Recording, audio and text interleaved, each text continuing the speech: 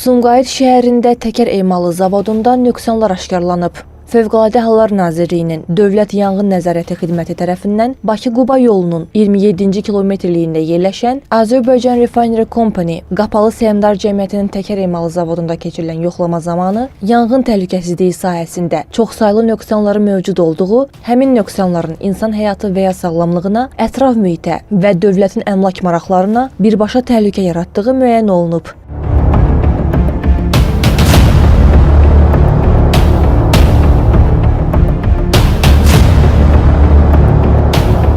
Mövcud vəziyyət onu göstərir ki, obyektin istismarının davam etdirilməsi nəticəsində orada hər an baş verə biləcək yanğın qısa müddətdə genişlənərək faciəni qaçılmaz edəcək.